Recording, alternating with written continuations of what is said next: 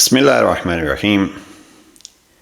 نہج البلاغہ اور جناب فاطمۃ الزہرا سلام اللہ علیہا کی عظمت، یہ ہمارا آج کا موضوع۔ تفصیل میں نہیں جا سکتے، تمام سامعین و ناظرین کی خدمت میں ولادت جناب سیدہ حضرت فاطمۃ الزہرا بنت الرسول صلی اللہ علیہ وآلہ وسلم کی مبارکباد پیش کرتے ہیں اور دعا کرتے ہیں کریم اللہ بی بی کے صدقے میں سب کی حاجات پوری فرمائے۔ جناب امیر علیہ السلام نے نہج البلاغہ میں تقریباً 4 مقامات ایسے ہیں جہاں جناب سیدہ کی واضح الفاظ میں عظمت بیان کی ہے۔ جس پوائنٹ کو اکثر ہم عرض کرتے رہتے ہیں وہ نہج البلاغہ کا خط نمبر 28 ہے، جو قابض شام کہ ایک خط کے جواب میں جناب امیر المومنین نے لکھا، اور اس خط میں جناب امیر علیہ السلام نے اپنے فضائل بھی بیان کیے ہیں، اپنے خاندان کے فضائل بھی بیان کیے ہیں، اور فقط یہ فضائل نہیں بلکہ تقابل کیا ہے کہ ہم میں سے کون ہیں اور اے حاکم شام آپ کے خاندان میں سے کون ہیں۔ تفصیل میں جانے کا وقت نہیں ہے۔ جناب سیدہ کا تذکرہ خصوصیت کے ساتھ اپنے اور اہل بیت کی عظمت کے طور پر امام نے بیان فرمایا، اور امام فرماتے ہیں کہ من خیر نساء العالمین و منکم حمالۃ الحطب، ہم میں پورے عالم کی خواتین کی سردار بی بی ہیں، اور آپ میں حمالۃ الحطب۔ یہاں لفظ خیر استعمال کیا امام نے، خیر النساء العالمین، عالمین کی عورتوں میں سے سب سے اچھی۔ اب میں تفصیل میں نہیں جاؤں، قرآن مجید کو ابھی دیکھیے کہ اوصاف خواتین کیا کیا بیان ہوئی ہیں۔ جہاں جہاں بھی جو بھی صفت ایک خاتون کی بیان ہوئی ہے، نساء کی بیان ہوئی ہے، گویا جناب امیر علیہ السلام فرماتے ہیں ان سب میں خیر اور ان سب میں سے بلند تر جناب سیدہ زہرا سلام اللہ علیہا ہیں۔ مفتی جعفر حسین مرحوم نے یہاں ترجمہ کیا ہے سردار زنان عالمین۔ تو یہ ایک صفت ہے جو جناب امیر علیہ السلام نے اپنے اوصاف اور اپنے خاندان کے اوصاف کے طور پر جناب سیدہ کا تذکرہ فرمایا ہے۔ ایک چیز جو اس کو بھی ہم کبھی بیان کر چکے ہیں، وہ ہے جب جناب سیدہ کی رحلت ہوتی ہے تو جناب امیر المومنین پیغمبر اکرم کو سلام کر کے وہاں جناب سیدہ کا تعارف کراتے ہیں، اور وہاں فرماتے ہیں کل یا رسول اللہ ان صفیت کا صبری۔ یہاں لفظ صفیہ استعمال کیا ہے جناب امیر المومنین نے جناب زہرا مرضیہ سلام اللہ علیہا کے لیے۔ صفیت، اب پیغمبر اکرم کی صفیہ، جناب مفتی جعفر حسین مرحوم نے جو ترجمہ کیا ہے اس کا برگزیدہ، چنی ہوئی، لیکن اگر آپ لغت کی گہرائی میں جائیں تو ہر شے میں جو سب سے بہترین چیز ہوتی ہے، منتخب چیز ہوتی ہے، اس کو صفیہ کہتے ہیں، اور لفظ مصطفیٰ بھی اسی میں سے ہے، یعنی مخلوق خدا میں سے سب سے بلند ترین۔ تو ہم اس کا اگر یوں ترجمہ کریں کہ جو ہے گویا جناب امیر علیہ السلام یہ فرما رہے ہیں کہ خواتین جہان میں، اور بالخصوص پیغمبر اکرم چونکہ امت کے باپ ہیں، پیغمبر اکرم کی اس امت میں سب سے افضل چنی ہوئی آپ کی بیٹی مجھ سے جدا ہو گئی ہے۔ آپ اس کی تفصیل میں جائیں گے تو صفیہ لفظ وہاں بھی استعمال ہوتا ہے جب غنیمت کا مال کسی فوج کو حاصل ہوتا ہے تو اس کا سردار اور اس کا رئیس جو اس بھرے مال میں سے مخصوص مال اپنے لیے لیتا ہے یا اس کے لیے انتخاب کیا جاتا ہے، چنا جاتا ہے، اس کو صفیہ کہتے ہیں مالی اعتبار سے۔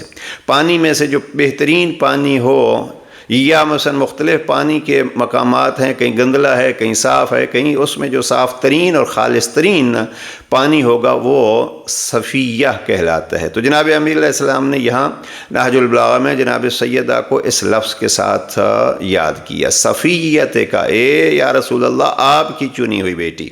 اب یہ آپ کے لیے چنی ہوئی بیٹی تو اللہ کے وہ انا اعطیناک الکوثر، کائنات میں بیٹیاں تو سب کی ہیں، لیکن بیٹیوں میں سے چنی ہوئی بیٹی اگر کائنات میں ہے تو وہ جناب پیغمبر اکرم صلی اللہ علیہ وآلہ وسلم کی بیٹی۔ اب مجھے علامہ اقبال کی وہ 19 اشعار کی نظم یاد آ رہی ہے، لیکن وقت آپ کا زیادہ نہیں لیتا۔ مریم از یک نسبت عیسیٰ عزیز، از ہر سے نسبت حضرت زہرا عزیز، کہ حضرت مریم قرآن مجید کے مطابق حضرت عیسیٰ کی ماں ہونے کی وجہ سے بڑی صاحب عزت ہیں، لیکن جناب زہرا سلام اللہ علیہ کو ہر 3 نسبتوں سے عزت حاصل ہے۔ باپ ہے تو مصطفیٰ جیسا، شوہر ہے تو علی مرتضیٰ جیسا، اور بیٹے ہیں تو جناب حسنین شریفین۔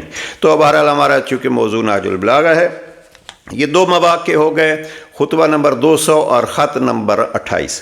آپ اگر تھوڑا سا تفصیل میں جائیں گے تو جناب امیر علیہ السلام نے خطبہ نمبر 205 میں صفین کے میدان میں جناب امام حسن مجتبی علیہ السلام نے اظہار کیا جنگ میں جانے کا، تو امام نے فرمایا املکو انی ھذا الغلام لا یحدنی، کہ میری طرف سے اس جوان کو روک لو، کہیں اس کی موت مجھے خستہ و بحال نہ کر دے۔ کیوں؟ یہاں جناب سیدہ کے بیٹے ہونے کی وجہ سے ذرا عظمت کو دیکھیے، کیونکہ میں ان دونوں نوجوانوں کو موت کے منہ دینے سے بخل کرتا ہوں کہ کہیں ان کے مرنے سے رسول اللہ کی نسل قطع نہ ہو جائے۔ اب یہ ہے جناب امام حسن علیہ السلام کو خصوصیت کے ساتھ کہ یہ ہے اولاد رسول، نسل لفظ امام نے استعمال کیے ہے نسل رسول اللہ، تو یہ نسل رسول اللہ کس ذریعے سے ہے؟ یہ نسل رسول اللہ علی نے اپنے بیٹے نہیں کہا، رسول کے بیٹے کہے، اور رسول کے بیٹے ہوتے ہیں یہی جناب زہرائے مرضیہ کے حوالے سے۔ چوتھا اور آخری پوائنٹ جو آپ کی خدمت میں عرض کرنا چاہتا ہوں کہ جناب امیر المومنین نے نہج البلاغہ میں جو سب سے زیادہ نام لیا ہے وہ یہاں اس خط نمبر 24 میں، چونکہ نہ خط نمبر 28 میں نام لیا ہے اور یہ دوسرا نہ خط نمبر خطبہ نمبر 200 میں نام جناب سیدہ کا لیا ہے اور فاطمہ کہہ کے پکارا ہے، تو خط نمبر 24 یہ ایک قسم کی امام کی وصیت ہے کہ میرا جو ترکہ ہے، میری جو میراث ہے، اس میراث کے وارث اور اس کے متولی، وارث تو سب ہوں گے، متولی کون ہوں گے؟ تو یہاں امام نے جو حصہ خصوصیت کے ساتھ ہم عرض کرنا چاہتے ہیں وَإِنَّ لِبْنَيْ فَاطِمَةَ من صدقت علی مثل الذی لبنی علی۔ امام فرماتے ہیں کہ میرے بعد اس میراث کے متولی حسن اور حسین ہوں گے، حسن ہوں گے، اور اگر حسن دنیا سے چلے گئے اور امام حسین زندہ ہوئے تو وہ متولی ہوں گے، اور پھر سلسلہ یوں ہی چلتا رہے گا۔ پھر امام فرماتے ہیں میں نے فاطمہ کے بیٹوں کو کیوں ترجیح دی ہے؟ علی کے بیٹے اور فاطمہ الزہرا کے بیٹے میراث میں ایک جیسے شریک ہیں، لیکن میں نے متولی ہونے میں کیوں ان کو اہمیت دی ہے؟ وہ 4 چیزیں امام نے بتلائی ہیں، اور ان 4 چیزوں کا حقیقت میں تعلق جناب زہرا مرضیہ کی عظمت سے ہے۔ پہلے یہ ہے کہ میں نے یہ سارا کچھ جناب فاطمہ کے بیٹوں کے سپرد کیا ہے، متولیت اور متولی بنانا۔ کیوں؟